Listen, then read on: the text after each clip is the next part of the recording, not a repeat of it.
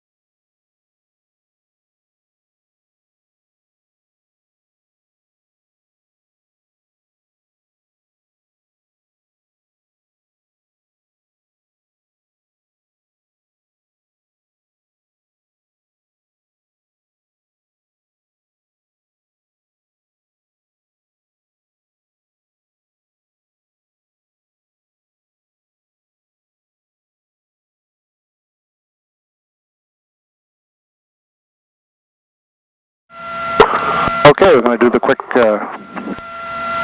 setup again. Again, we're in the enter mode now. We'll set it to 30.1. Okay, we'll set our altitude to 2,500. 2,500. We'll set our decision height to 600. Broadcast traffic, Warrior 4347 Hotel is 600 vertical speed. We'll set at a climbing of 100. Okay, and then we'll just enter all that. We're in the ready mode, so what we're going to do now is put it in control wheel steer.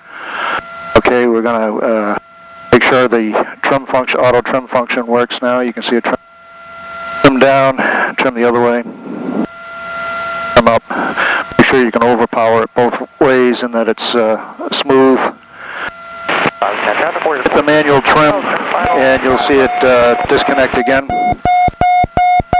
Hit the control wheel steer again and you're in the control wheel steer mode. Hit the red autopilot and disconnect it again. One other way to disconnect, of course, is the circuit breakers. The lower left two are the manual trim and the autopilot, and we have the push button on and off for the autopilot. That's pretty much the setup, and we've done the pre-flight. We'll get ready to go. Okay, we've done our pre-run-ups. We're on all across the top. There's nobody in the pattern at Marshfield. Verify that the trim tab is aft to neutral, and we're set to go. We'll give them a call. Marshall traffic, Archer 4 Charlie Alpha, departing runway 6 to the southeast, Marshfield.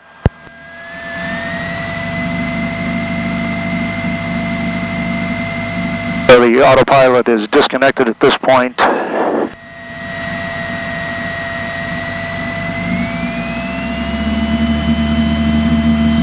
Right crosswind, 8 knots. About 40 degrees off our side here. Airspeed's alive, 50, rotate 60, and we'll just come right off. And at this point we're heading more or less east, Provincetown is straight ahead.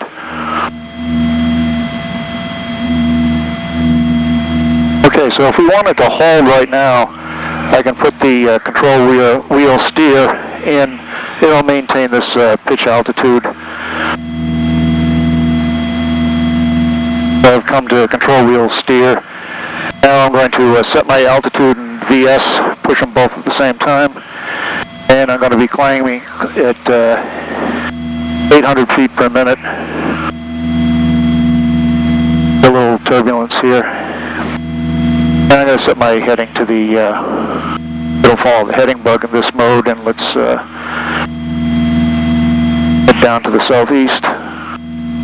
Provincetown's right off. You can see we're maintaining 800 feet per minute here. It'll do a standard rate turn now. I've got the heading bug set at about 140. Provincetown traffic, Skymaster survey aircraft is maneuvering 1 mile west of the airport, 1,000 feet. So what we'll be waiting for next is an altitude alert about 1,000 feet before our preset altitude of 2,500, and then again at